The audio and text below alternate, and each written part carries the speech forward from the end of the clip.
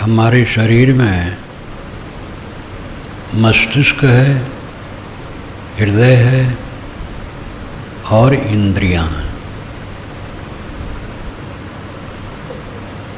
मस्तिष्क ज्ञान प्रधान है, इंद्रियां कर्म प्रधान है, हृदय भक्ति प्रधान है। भक्ति, ज्ञान और कर्म, इन तीनों का समाहार, इकट्ठा होना कल्याण का रास्ता है। लेकिन जो सरणी है जगत में, भक्ति की सरणी रास्ता, कर्म कांड का रास्ता, ज्ञान का रास्ता, वो एक दूसरे से बहुत अलग हो करके एक दूसरे के निंदक बन गए और ये अशुभ हुआ। जब हम पंथ बना लेते हैं, हमारा ये पंथ है, हमारा ये संप्रदाय है, ऐसे टस से मस नहीं होना है, तब सत्य का मूल्य गिर जाता है। पंथ संप्रदाय केवल सरणी, केवल रास्ता बनना चाहिए, रूढ़ एकदम नहीं होना चाहिए। उसमें लोच होना चाहिए, कोमलता होना चाहिए। कर्मकांड का विस्तार बहुत पुराना है। कर्म और कर्मकांड में फर्क है। इंद्रियों से कर्म करो, कर्मशील रहो, आलसी न रहो। आलसी आदमी का केवल शरीर ही नहीं बिगड़ता है, मन भी बिगड़ता है। जो अपने कर्तव्य कर्मों को नहीं करता है, उसका मन मैला होता है। जो हमारी जिम्मेदारी है, जिसे हमें करना चाहिए, उसको हम नहीं करते हैं, तो लोगों की दृष्टि हमारे ऊपर गलत होती है और हमारी अंतरात्मा भी मलिन होती है। इसलिए कर्महीनता केवल स्वास्थ्य, शरीर के स्वास्थ्य को ही नहीं बिगाड़ती है, मन के स्वास्थ्य को भी बिगाड़ती है। इसलिए कर्मशील होना चाहिए। अब एक एक कर्म के लिए कोई गुरु बैठ करके बताता रहे, कहाँ तक बताएगा? स्वयं सोचो। जो कर्म चित्त को उद्वेगित करे वो कर्म न करे। जिस कर्म से किसी की हिंसा हो वो गलत है। जानबूझ करके हिंसा, अब ऐसे देह यात्रा में तो कितने छोटे बड़े जीव मर जाते हैं, लेकिन किसी मनुष्य का यह भाव नहीं रहता है कि वो मर जाए। जहाँ जानबूझकर किसी को सताया जाता है, ऐसा कर्म गलत है। जिसमें इंद्रिय मन की चंचलता हो, ऐसा कर्म गलत है। ये कर्म का विचार स्वयं करना पड़ेगा। गुरुजन बताएंगे और स्वयं भी सोचना पड़ेगा। इससे हट करके कर्म कांड है। इसलिए कर्म और कर्म कांड में फर्क है। कर्म कांड का अर्थ है कोई ऐसी क्रिया करना जिसके परिणाम में ये कल्पना हो कि कोई देव या ईश्वर खुश होगा तो हमें कुछ देगा। ये कर्म कांड है। और कर्म कांड का पसारा पूरी दुनिया में रहा है। पुरानी बाइबल में भी आता है कि होम बलि करने से ईश्वर खुश होता है। होम बलि, प्राणी को काट करके हवन करना, होम बलि, ये बाइबल में भी है, नई बाइबल में नहीं है। नई बाइबल ईसा के उपदेश के बाद बनी है और ईसा स्वयं कोई बलि नहीं चढ़ाए, बलि का विरोध किए। इसलिए पूरे ईसाई मत में ईश्वर को खुश करने के लिए कोई बलि नहीं दी जाती है। ये ईसा का महत्व है। वेद तो बहुत पुराने हैं, इतने पुराने हैं कि बाइबल भी उसके पीछे है। नई बाइबल तो ईसा के बाद बनी है, पुरानी बाइबल भी ईसा के 1000 बरस पहले के अंदर है। कोई अध्याय ईसा के 100-200 बरस पहले, कोई 300-400 वर्ष पहले, कोई 500-700 वर्ष पहले है। लेकिन ईसा के 1000 बरस पूर्व के अंदर ही सब बना है। वेद तो हजारों बरस पुराने हैं, इसलिए उसमें पुराना कर्मकांड का स्वरूप जाजुल्यमान है। पहला ही मंत्र ऋग्वेद में आता है। चारों वेदों में ऋग्वेद सबसे पुराना है और ऋग्वेद सबसे बड़ा है, सबसे महत्वपूर्ण है। और ऋग्वेद का पहला ही मंत्र है अग्निमेले पुरोहितम यज्ञस्य देवम ऋतजम होतारम रत्नधातमम। अग्निम ईले, अग्निम नाम आग नाम का देवता, ईले नाम स्तुत करने योग्य, पुरोहितम पुरोहित जो यज्ञ कराए, ऋतजम यज्ञ कराने वाले और लोग, ऋत होतारम हवन करने वाला, रत्नधातमम ये रत्न धारण करते हैं। पूरा यज्ञ का स्वरूप, कर्मकांड का स्वरूप। और ये माना गया कि देवता बहुत हैं, अग्नि, मरुत, वरुण, इंद्र, अश्वनी, ऋक्रा, बहुत देवता हैं। उन देवताओं के नाम से अगर आग में हवन किया जाए तो देवता को मिलता है, वो खुश होते हैं, पानी बरसाते हैं, दूध पूत देते हैं और सब कुछ देते हैं। ये उनका विश्वास हुआ, इस विश्वास पर चला और चलते चलते, पहले तो ये व्यापार नहीं था, विश्वास था। आगे चल कर के पुरोहितों का एक वर्ग अलग हुआ और ये कर्मकांड कराने लगा और इसका धंधा बन गया, पेट धंधा। ये यज्ञ करोगे तो पुत्र होगा, ये यज्ञ करोगे तो स्वर्ग होगा, ये यज्ञ करोगे तो धन मिलेगा, यह यज्ञ करोगे तो रोग निवृत्त होगा। अनेक कर्मकांड चले और इसका इतना विशाल विस्तार हुआ कि आगे ब्राह्मण ग्रंथों में बहुत विस्तार हुआ। फिर उसी वर्ग में इसके लिए वितृष्णा हुई और ऐसा लगने लगा कि इससे होता कुछ नहीं है। और फिर जीव हत्या उसमें करके हवन करना तो बड़ा पाप है। और ये चीज़ बढ़ने लगी और उपनिषदों में इसका विरोध होने लगा। मुंडक उपनिषद के ऋषि घोरांगिरस तो कबीरी भाषा में डांटते हैं और कहते हैं ये अंधे लोग हैं, अंधे नियो नियमाना यथांधा। जैसे अंधा अंधे को चलाए तैसे यज्ञ करने वाला, स्वाहा स्वाहा करने वाले एक दूसरे चला रहे हैं, मूढ़ हैं और ये भटकने वाले हैं। 18 लोग इस यज्ञ के बेड़े पर बैठे हैं, जो बेड़ा जहाज बहुत कमज़ोर है और ले करके डूबेगा। यज्ञ करने वाले पत्नी और 16 यज्ञ कराने वाले, ये सब 18 डूबेंगे।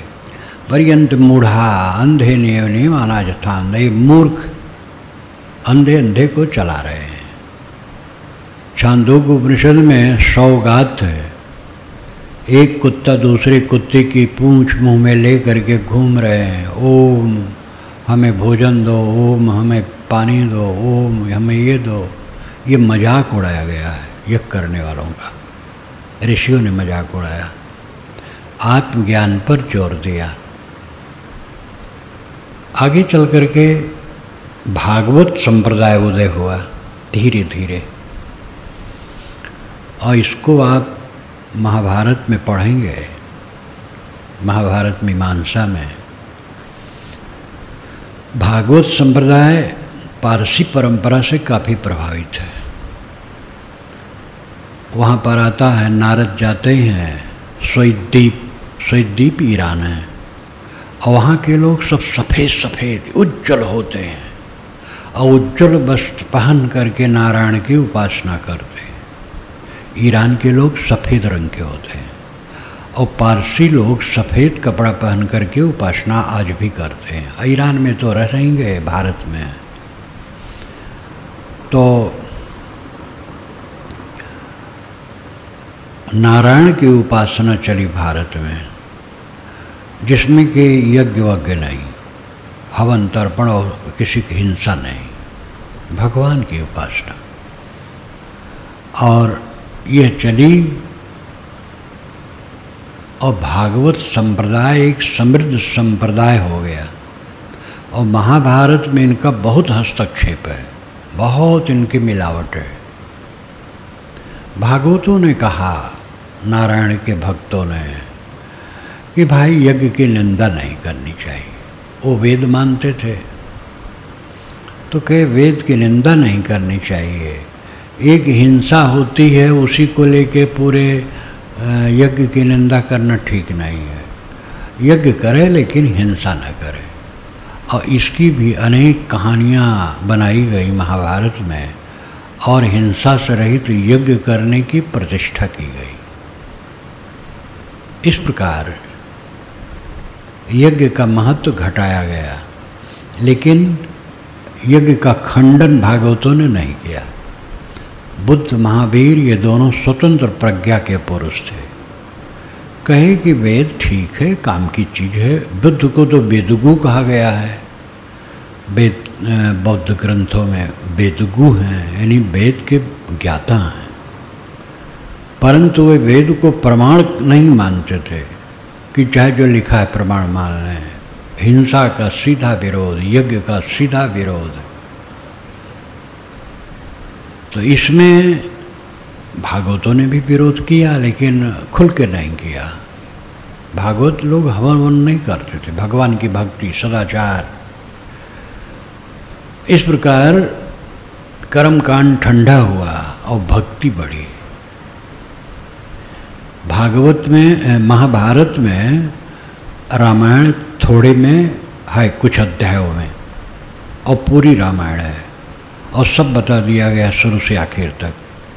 लेकिन राम की भक्ति कहीं नहीं है। एक राजा थे, एक चित्त, यही बताया गया है। किंतु महाभारत में श्री कृष्ण की महिमा बहुत जोर से है। पहले तो संबंधी रूप में थे पांडवों कौरवों के, आगे चल करके उनको पुरुषोत्तम, फिर भगवान कहा गया। भागवत में फिर बहुत भागवतों ने, यानी भागवत भक्तों ने महाभारत में इसका क्षेपक काफ़ी किया है। तो कृष्ण की भक्ति चली। पहले तो नारायण धीरे धीरे हट करके कृष्ण ही नारायण हो गए, और कृष्ण सर्वोपरि हो गए। ईसा के 1000 वर्ष बाद राम की उपासना चली। राम पहले हुए हों ये अलग बात है, लेकिन उनकी उपासना 1000 वर्ष बाद चली। महाभारत में राम की उपासना कहीं नहीं है। वाल्मीकि रामायण में भी राम की उपासना कहीं नहीं है। राम के लिए भगवान शब्द तक नहीं है। राम एक महापुरुष है, बस यही है। राम की उपासना ईसा के 1000 वर्ष बाद चली, नहीं, आज से 1000 वर्ष पूर्व से राम की उपासना चली है। ये भी भक्त मार्गावलंबी हुए। ये भी कहते थे कि स्वाहा स्वाहा करने से कुछ नहीं होगा, और ये पंडितों का जाल, ये ग्रह दशा देखो, लगन मुहूर्त देखो, ये सब कुछ नहीं। भगवान को समर्पित हो जाओ, सब काम बन जाएगा। पंडितों को ये बहुत खला। ईश्वर न मानो कोई हर्ज नहीं है, लेकिन जब उनके पेट पर चोट पड़ेगी तो बुरा लगेगा। ईश्वर माने न माने, ईश्वर को लेकर के धंधा नहीं हो पाता है, कर्मकांड को लेकर धंधा होता है। इसलिए उन्होंने भक्तों को कटु कहा, ज्ञानियों को भी कटु कहा, ज्ञानियों ने इन्हें कटु कहा। तो इस प्रकार एक सांप्रदायिकता का रूप ले लिए ये सब। लेकिन इसी बीच में विवेकवानों ने छान करके तीनों के सत्य स्वरूप को ग्रहण किया। आत्मज्ञान चाहिए, जीवन में कर्म चाहिए और उपासना चाहिए, भक्ति। भागवतों ने तो ऐसा भी श्लोक लिखा है जो ईसा के पहले का है। ये धर्मशास्त्र के इतिहास में आता है।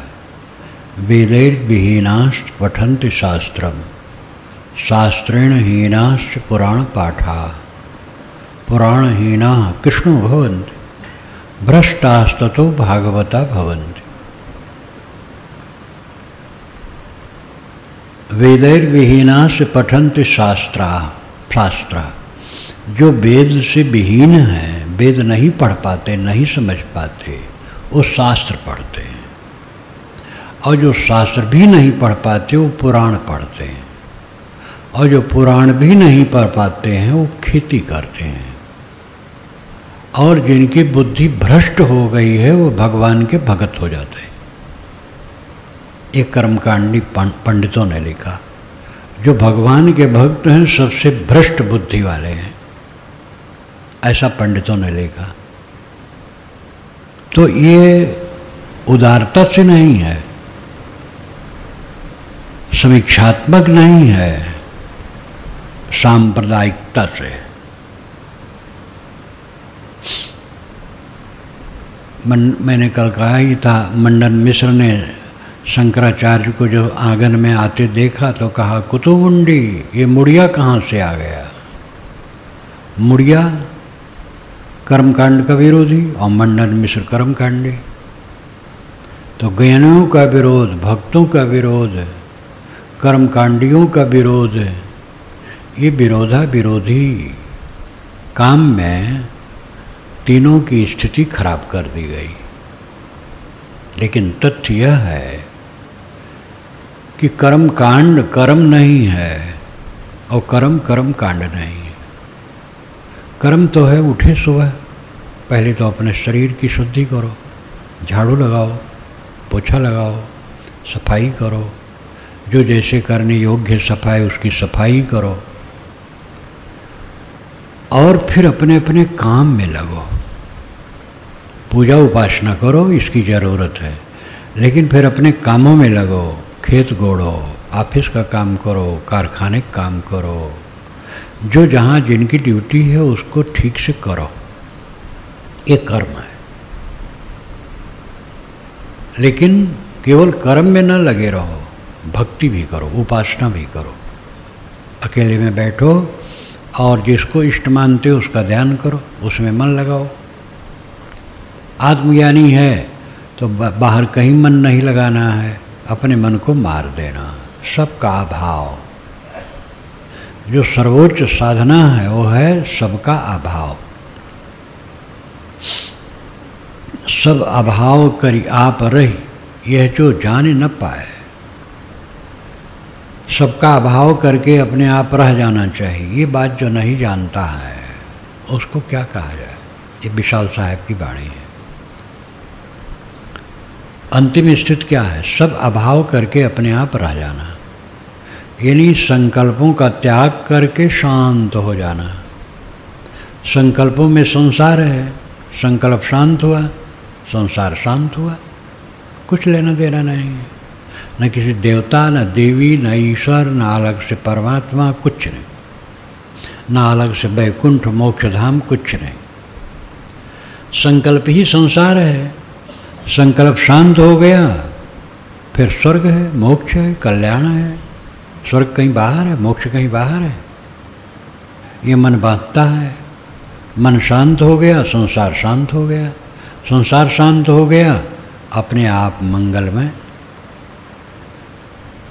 तो बोध यथार्थ होना चाहिए। ज्ञान, ज्ञान खंडन करने योग्य नहीं है, लेकिन कर्मकांडियों ने ज्ञान का खंडन किया।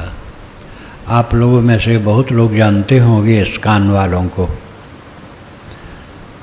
हरे राम राम राम हरे हरे, हरे कृष्णा कृष्णा कृष्णा हरे हरे, ये उनका मंत्र है 16 शब्दों का।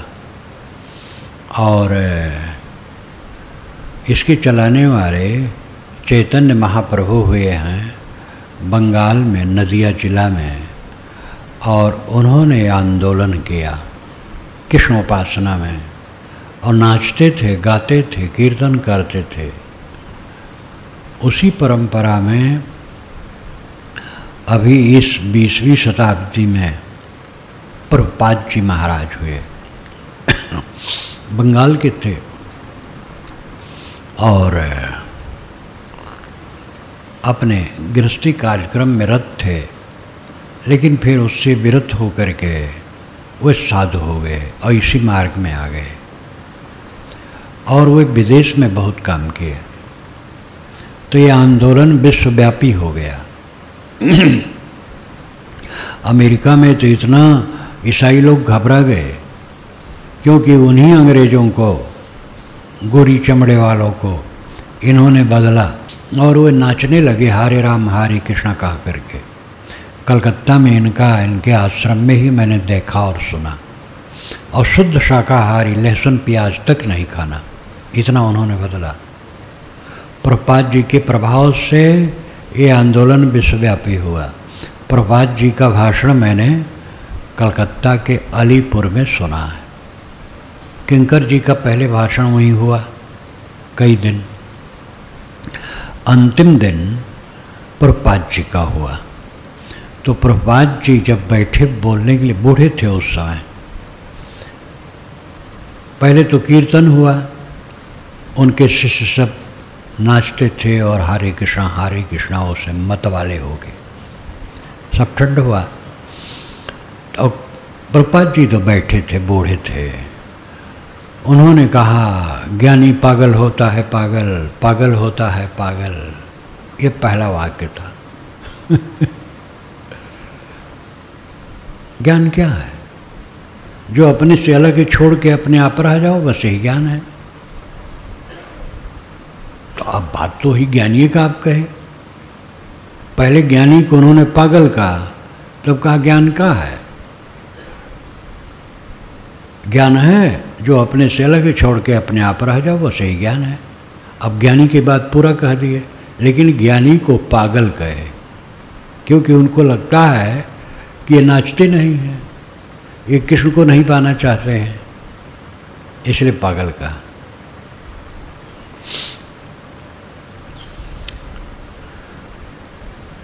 काशी कबीर चौरा में प्रेम प्रकाश की माँ गई, उनसे वो दीक्षा भी उन्होंने ली थी, मेरे पास आई थी। और उनकी सहेली भी हरियाणा की तरफ से आई, दोनों बूढ़ी थी। दोनों कबीर चौरा गई, तो वहाँ के महंत साहब जो पहले के थे, राम विलास साहब, बहुत अच्छे थे, भव्य थे, शांत सरल। तो प्रेम प्रकाश की माँ ने पूछा, साहब पारक क्या है? कि परक क्या है? परक क्या है? बकवास करती हूँ, परक। परक परक। पहले तो गुस्सा हुए, तो कहते हैं अरे परखो, जो कुछ बाहर का है परख के छोड़ दो, अपने आप शांत, बस ही पारक है।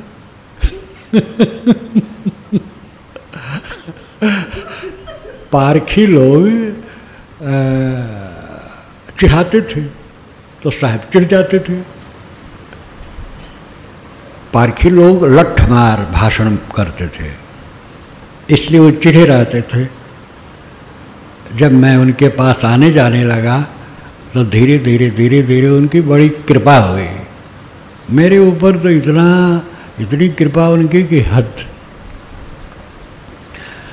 तो पारक सुनते ही वो उलझ गए, लेकिन कहते पारक क्या है, परखो, बाहर की चीज़ परखो, छोड़ दो, अपने आप रह जाओ, बस पारक। तो बताए तो पारक ही। ऐसे प्रभुपाद जी महाराज गए, ज्ञानी पागल होता है पागल, पागल होता है पागल। अरे जो कुछ बाहर की चीज़ है समझ लो, छोड़ दो, अपने आप रह जाओ, यही ज्ञान है। तो ये सब पुराना संस्कार सांप्रदायिकता का ज्ञानियों में, भक्तों में आ जाता है और एक दूसरे की निंदा करने लगते हैं। सब में विकृतियाँ हैं, भक्ति में विकृति है। भक्ति किसी व्यक्ति की उपासना जहाँ तक है वो थोड़ी दूर तक है, चाहे राम की, चाहे कृष्ण की, चाहे कबीर की, चाहे बुद्ध की, चाहे ईसा की, चाहे मोहम्मद की, चाहे अपने गुरु की। भक्ति की एक सीमा है। अपने चित्त की चंचलता दूर करने के लिए किसी महापुरुष के आधार में अपने मन को रखना ये ठीक है, लेकिन अंतिम दशा में कोई महापुरुष हमारे साथ नहीं रहेगा।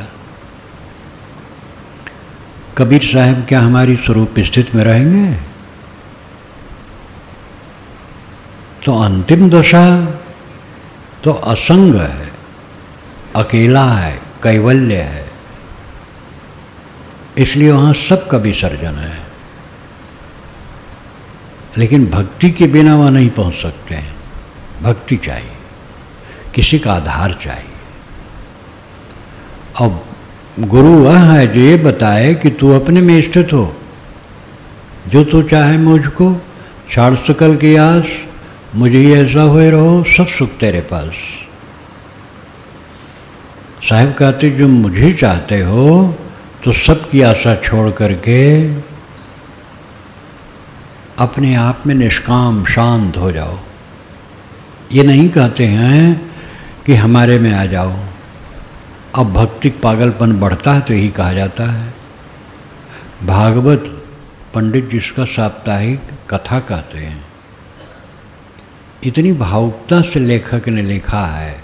कृष्ण कहते हैं उद्धव, जो हमारी पूजा करता, हमारा नमस्कार करता, हमारा ध्यान करता, हमारे में रमा रहता है, वो मुझे प्राप्त होता है और उसका मैं कल्याण कर देता हूँ। श्री कृष्ण महाराज ऐसा कभी नहीं कह सकते हैं। कोई महापुरुष ऐसा नहीं कह सकता है।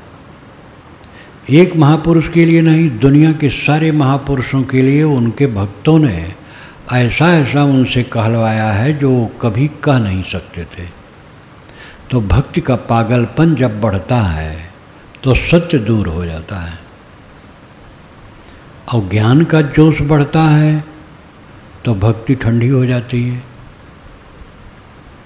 और भक्ति ठंडी हुई तो ज्ञान कुछ काम करेगा नहीं। ज्ञान धरे रहो दिमाग में, बह जाओगे। कमज़ोर है मन, कमज़ोर है जीवन। स्वयं सोचो, आज से पहले दिनों में जो जो निर्णय लिए हो सब सही रहा? गलत निर्णय लिए हो, गलत सोच किए हो, गलत बोल बोले हो, गलत ढंग से खाए हो, गलत ढंग से समय समय से जीवन बिताए हो, तुम्हारा ज्ञान किस काम का है? भक्ति का आधार लो, सहारा लो, विनम्र बनो, तब ज्ञान काम करेगा, नहीं ज्ञान काम नहीं करेगा। कर्म न करो तो भक्ति ज्ञान क्या करेंगे? आलसी आदमी का ज्ञान कहीं सार्थक होगा? निकम्मा का?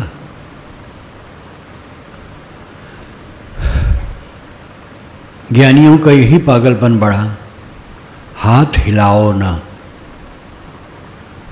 एक जैन संत ने मुझसे कहा, बहुत पुरानी घटना, 50 बरस से भी पुरानी, महासमुंद में मैं गुरुजी के साथ था। तो गुरुजी से आज्ञा लिया कि साहब कुछ मंदिरों में घूमाऊँ, कहे ठीक है। तो जैन मंदिर गया, वैष्णव मंदिर गया, एक मस्जिद में भी गया। मस्जिद के मौलवी भी बहुत बढ़िया, कहे महाराज आपके यहाँ हमारे यहाँ दोनों जगह सफ़ा चट है, कोई मूर्ति नहीं। तो जैन संत के पास गया, वो वृद्ध थे, वहाँ वास कर रहे थे, अच्छे थे, वैराग्यवान। उन्होंने कहा बिना ज़रूरत उंगली भी नहीं हिलाना चाहिए। तो ये तो ठीक है, बिना ज़रूरत तो नहीं हिलाना चाहिए, लेकिन अब पानी पीना है तो कैसे पिए? क्योंकि पानी जितना है सब जीव के देह है, जैनी मानते हैं। पानी के जितने कण हैं वो सब जीव के देह हैं। अब पानी पियोगे तो अरबों जीव मर जाएंगे। तो इसलिए भक्त लोग गरमा देते हैं, यानी सब जीवों को मार देते हैं तब पीते हैं। तो अब ये सब क्या ढकोसला है? तो कर्म में त्रुटि आई, ज्ञान में त्रुटि आई, भक्त में त्रुटि आई, और त्रुटि उसमें क्या आई? हमने त्रुटिपूर्ण बना दिया।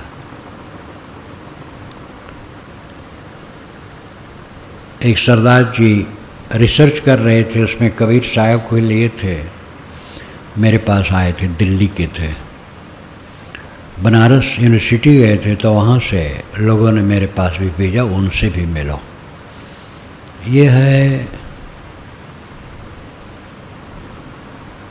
काफ़ी दिन हो गए, शायद 30 वर्ष हो गए होंगे। तो उन्होंने बहुत बढ़िया बात कही कि जैनियों की बात तो ऐसी है, उंगली भी ना हिलाओ, तो मतलब विदेश से हमला हो तो मुकाबला न करो। बहुत बढ़िया बात कही। लेकिन जैन मत ऐसा नहीं मानता है। वो जहाँ आचार के विषय में है अहिंसा मानता है, लेकिन ऐसी अवस्था में ये नहीं कहेंगे कि मुकाबला न करो।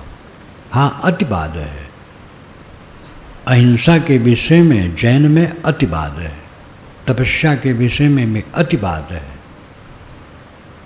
इसलिए सब जगह विचार की जरूरत है। करो विचार जो सब दुख जाई, विचार करो जिससे सब दुख दूर हो। कर्म ज्ञान भक्ति में विरोध नहीं है। कर्म ज्ञान भक्ति तीनों को लिए बिना किसी का कल्याण नहीं है। लेकिन कर्म कांड नहीं, और ज्ञान के नाम पर निर्लिप्तवाद नहीं कि मैं आत्मा हूँ, इंद्रियां भोग में लगी रहें तो भी कोई फर्क नहीं है। न मैं इंद्री न मोह में इंद्री, न इंद्रियां मेरे में है न मैं इंद्री हूँ, मैं तो असंग आत्मा हूँ। इसलिए भोगों विषय की त्याग हो इंद्री, मुको लगे न रंचक रंग। इंद्रियां भोग करें कि त्याग करें कोई फर्क नहीं पड़ता है। भोगे युवत सदा सन्यासी, युवती स्त्री का उपभोग करते हुए ज्ञानी सदैव सन्यासी है, क्योंकि वो इंद्री थोड़े है, आत्मा शुद्ध है। ये ज्ञान का भयंकर दुरुपयोग है। कृष्णो भोगी सुख त्यागी निर्भो जनक राघवो, वशिष्ठ कर्म करता चाहते सर्वे ज्ञानिनः समाः। कृष्ण भोगी थे, सुखदेव त्यागी थे, निर्भव जनक राघव, जनक और राजा राम राजा थे। वशिष्ठ कर्म करता चा, वशिष्ठ कर्म कांडी थे, लेकिन ते सर्वे ज्ञानिनः समाः, सवे समान ज्ञानी थे। इसी के लिए साहब ने कहा है, एक एक खेत चरत है बाघ गधेरा गाय। इनके यहाँ एक ही खेत में बाघ गधा और गाय चरते हैं, कोई निर्णय नहीं है। तो ज्ञान का प्रमाद, ये ज्ञान का प्रमाद है। ज्ञान काम करेगा, आचरण से नहीं रहोगे। इंद्रियां भोगों में लगी रहें तो तुम कौन ज्ञानी हो? अरे ऐसे ऐसे ज्ञानी हमें मिले हैं जो हम इस बात की है। तो मैंने कहा ही बताओ कि कोई स्त्री आवे और तुमसे उत्सुक हो कि मेरा तुम संगम करो, समागम करो, तो कर ले। कहे हाँ, अपनी इच्छा ना हो तो कर ले। हम कहे धन्य हो महाराज। मैं काशी में था, लहरतारा घूमने गया। उस समय लहरतारा के मठ उठ नहीं था, जो इस समय खरसिया आए साहब ने विशाल रूप दिया है तो कुछ नहीं था। पूरब तरफ लहरतारा तालाब के पूर्व हिस्से में कबीर चौरा का पुराना वही अंश था। मैं पहुंचा तो एक सन्यासी मिल गए, वो कबीरपंथी थे, लाल कपड़ा पहने थे। मुझे देखे तो क्या, आए साहब आप तो पारखी हैं। हम कहे तो क्या आप बेपारखी हैं? तो हंसने लगे, कहे आपके हिसाब से तो जड़ चेतन अलग है। तो हम कहे साहब आपके हिसाब से जड़ चेतन एक है? कहे दो कहाँ है? तो मैंने कहा रोटी टट्टी दो है कि एक? तब कहे सब एक है। हम कहे तो टट्टी खा सकते हैं आप? अब क्या बोले वो बेचारे। खड़े खड़े बात होती गई। तब फिर क्या करते हैं, मेरा हाथ पकड़ लेते हैं। अरे ये कहे सब एक ही बात है, पारक हो ब्रह्म ज्ञान सब एक ही बात है, कोई फर्क नहीं है। अब जब ढील हो गए तब समझौता किए। अब ये क्या विवेक है। मैं छत्तीसगढ़ में था, दुर्ग के पास गुरुजी के साथ, ये भी 50 वर्ष की बात होगी। तो एक उसमें मुक्तानंद स्वामी के प्रभाव में काफ़ी लोग थे। तो एक नवयुवक रईस घर का मेरा विचार रोज़ सुनता था, 3-4 दिन रहा। तो जड़ चेतन निर्णय में प्रायः करूं। तो उसने कहा, कोई 27-28 वर्ष का था, पढ़ा लिखा भी था। कहा महाराज दो कहाँ हैं? हम कहे हम और आप बैठे हैं, दो हैं कि नहीं? कहे सब एक है। जड़ चेतन सब एक है? हाँ सब एक है। तो उससे भी कहा रोटी टट्टी एक है? अब नहीं बोल पाया। गांव वाले बैठे थे, गांव वालों से मैंने कहा भैया सड़क में देखो गाय जा रहे हैं, बकरियां जा रही हैं, इंसान जा रहे हैं, ये सब एक हैं कि अलग अलग हैं? गांव वाले हंस पड़े, कहे हमारे तो साफ है अलग अलग हैं। मैंने कहा भैया को समझाओ। वो बहुत फिर चुप हुआ। लेकिन अब नशा चढ़ाए हैं गुरु लोग, एक है। एक है का अर्थ अपनी सीमा में है। हम और आप का गुण एक है, ज्ञान, लेकिन व्यक्तित्व तो अलग अलग है। कर्म फल भोग अलग अलग है, सुख दुख अलग अलग है, बंध मोक्ष अलग अलग है। एक कहाँ है? एक है, ठीक है कहना। हमारा और आपका आत्मा जो है उसका सब गुण एक है, क्वालिटी और क्वांटिटी। क्वालिटी में एक है, क्वांटिटी में अलग अलग है। हम सब अलग अलग हैं, लेकिन हम सब का गुण चेतन एक है, चेतना गुण एक है। जगत तीनों काल में नहीं है, इसकी भी एक सीमा में इसका अर्थ है। आत्मा में जगत तीनों काल में नहीं है, लेकिन जगत में जगत तीनों काल में है। ये चाँद सूरज पृथ्वी नक्षत्र सब समय है, कब नहीं थे। जड़ द्रव्य नित्य है, वो आत्मा नहीं है। तो ज्ञान का प्रमाद बढ़ जाता है और ज्ञान से आदमी अज्ञान में चला जाता है। गुड़ पका करके शक्कर बनाया जा सकता है, शक्कर पका करके कंद बनाया जा सकता है, मिश्री पका करके कंद बनाया जा सकता है, लेकिन कंद को और करो तो विकंद जहर हो जाएगा। ज्ञान का दुरुपयोग, भक्ति का, भक्ति लल्ला लल्ली मान करके और भक्ति का कितना बिगाड़ किए हैं। बस सुबह से शाम तक कितनी बार भगवान को खिलाना है, पिलाना है, सुलाना है, जगाना है, पंखा लगाना है, कूलर लगाना है, भगवान को गर्मी न लग जाए। जब मैं एक बार अयोध्या में मंदिर में गया, प्रसिद्ध वैष्णव मंदिर में, तो दोपहर का समय था, तो पुजारी जमीन पर ऐसे फर्श पर लेटे पंखा चला रहे। फाटक बंद किए थे, लेकिन फाटक में से छेद करके डोरी बाहर खींचे थे, तब खींच रहे थे पंखा। कहे महाराज पंखा सीलिंग फैन वहाँ लगा नहीं है। कहे महाराज लगा है, लेकिन अगर बिजली चली जाएगी तो भगवान को कष्ट होगा। इसलिए अब कब बिजली चली जाए पता नहीं, तो लेटे लेटे वो चला रहे थे। अब उनकी भावना की तो प्रशंसा है, लेकिन विवेक तो नहीं है। तो भक्ति का पागलपन, ज्ञान का पागलपन और कर्म कांड का पागलपन तो पहले से था। कर्म कांड नहीं कर्म, कर्मशील रहो, क्रियाशील रहो, निकम्मे न रहो। कोई हाथ पैर बटोर करके बैठा रहा है तो हर समय ध्यान नहीं कर पाएगा। परम विवेकी की बात अलग है, कुछ न करे चुपचाप हरदम पड़ा रहा है तो अपनी दशा में रहेगा। लेकिन सामान्य साधक अपनी दशा में नहीं रहेगा, वो मन में जो खुराफात है उसी को उठाता धरता रहेगा। इसलिए कर्मशील रहो, और कर्म का उद्देश्य हो अकर्म में पहुंचने का, धन बटोरने का नहीं। धन तो काम भर का आ ही जाएगा। धन की तृष्णा में अपने को रात दिन नाध दो, फुर्सते नहीं, तो क्या उपासना करोगे, क्या ज्ञान में रमोगे। इसलिए समय का बंटवारा करो, कुछ समय कर्म में लगाओ, फिर उपासना ज्ञान में लगाओ। विवेक पूर्वक सब कुछ होना चाहिए।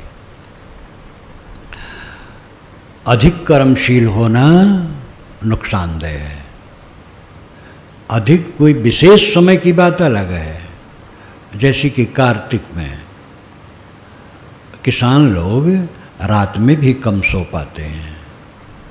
और अब पहले आजकल विज्ञान हो गया है, और अगहन में भी गेहूं बो के, पूस में गेहूं बो के खूब काटते हैं।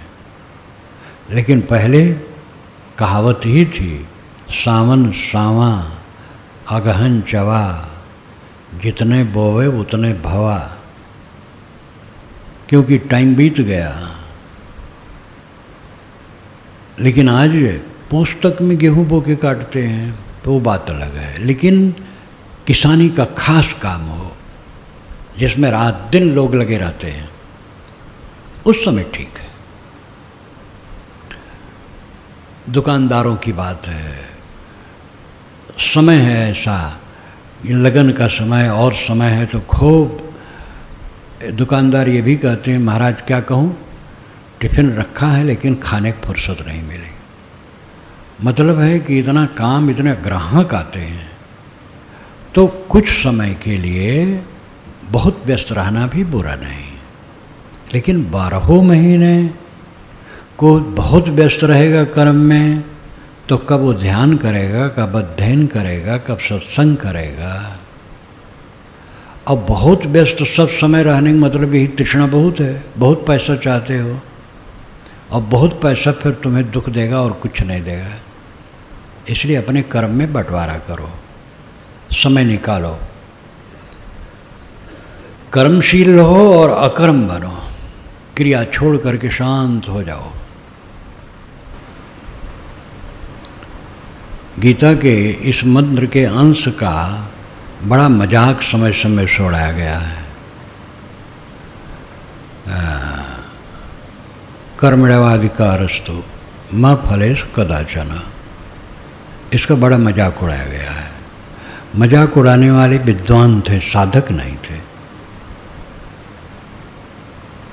कर्मण्येवाधिकारस्तु कर्मणि एव अधिकारः तु, कर्म में ही अधिकार है तू, परंतु मा फलेषु कदाचन, कदाचन कभी भी, मा फलेषु फल में नहीं, फल में अधिकार नहीं। अब जिस दृष्टि से कहा गया वो दृष्टि पर लोग पहुँचते नहीं हैं, खंडन करना जानते हैं। कर्म करो, फल न चाहो। बच्चों की सेवा करो, उनसे सेवा मिले न, कभी सपने में न सोचो, नहीं तो दुख पाओगे। किसी की सेवा कर दिए। एक सज्जन ने मुझे पत्र लिखा, साहब क्या कहूँ, मैं जिनका उपकार करता हूँ उनसे मैं कुछ नहीं चाहता हूँ, लेकिन वह धन्यवाद तक नहीं देते हैं। तो मैंने उनको लिखा, आप धन्यवाद तो चाहते हैं, समय हम थोड़े पाते हैं, हम समझते पूरे निष्काम हो गए और कामना बनी है। कर्म करो और रहो कर्मी,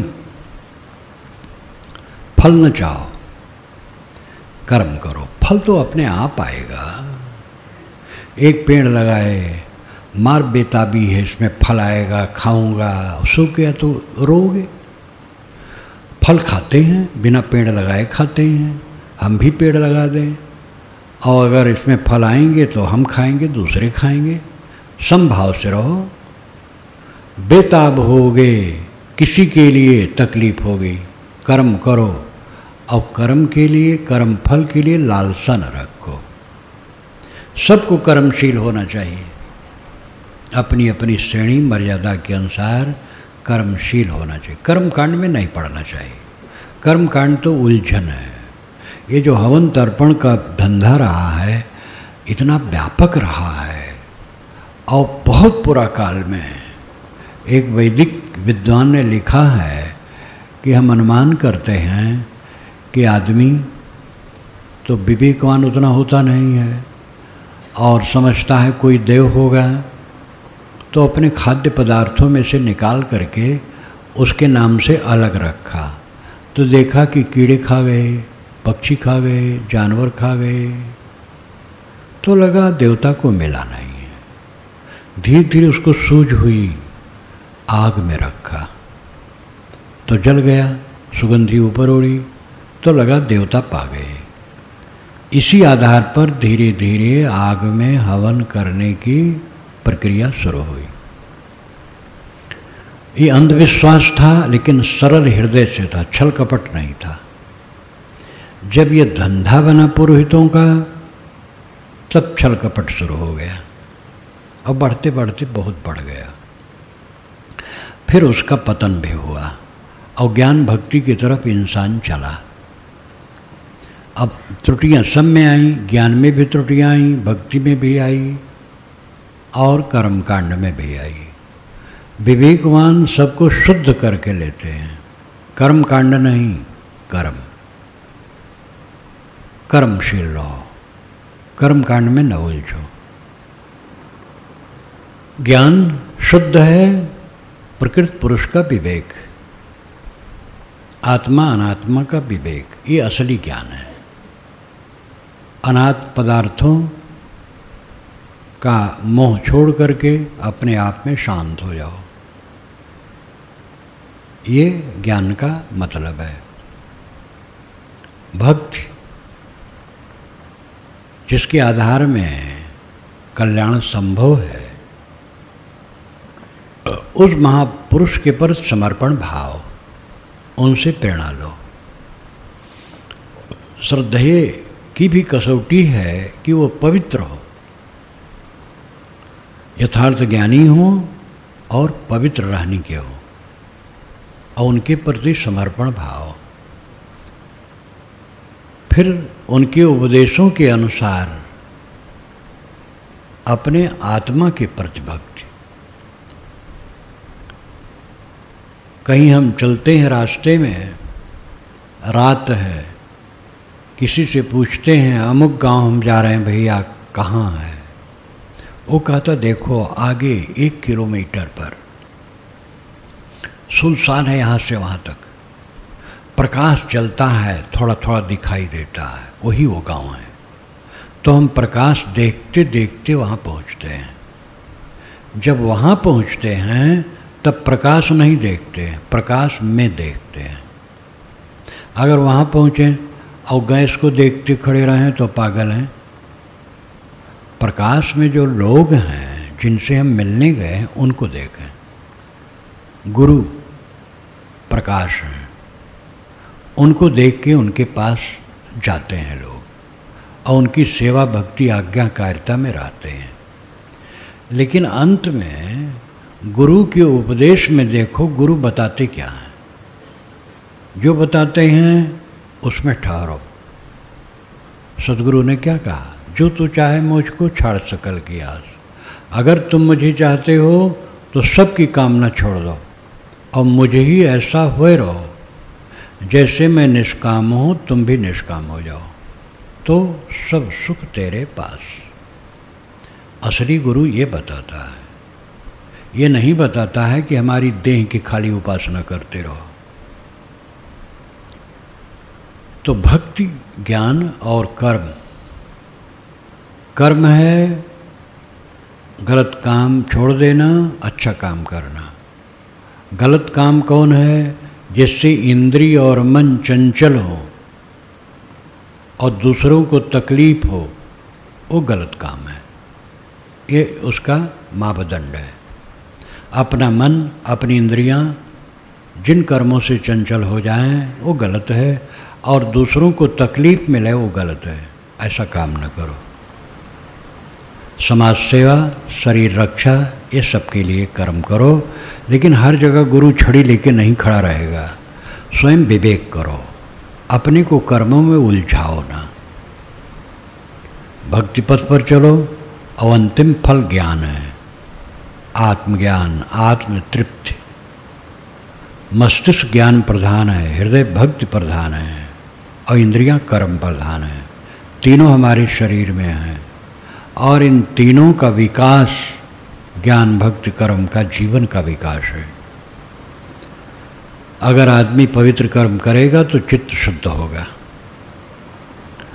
और भक्ति से ज्ञान होगा और ज्ञान से बंधन कटेगा और जीव अपने आप में कृतार्थ होगा। अहम शुद्ध चैतन्य ज्ञान स्वरूपम अजराहम अमराहम अखंडम अनूपम। अहम शुद्ध चैतन्य ज्ञान स्वरूपम अजराहम अमराहम अखंडम अनूपम। अहम शुद्ध चैतन्य ज्ञान स्वरूपम अजराहम अमराहम अखंडम अनूपम। अहम शुद्ध चैतन्य ज्ञान स्वरूपम अजराहम अमराहम अखंडम अनूपम। अहम शुद्ध चैतन्य ज्ञान स्वरूपम अजराहम अमराहम अखंडम अनूपम।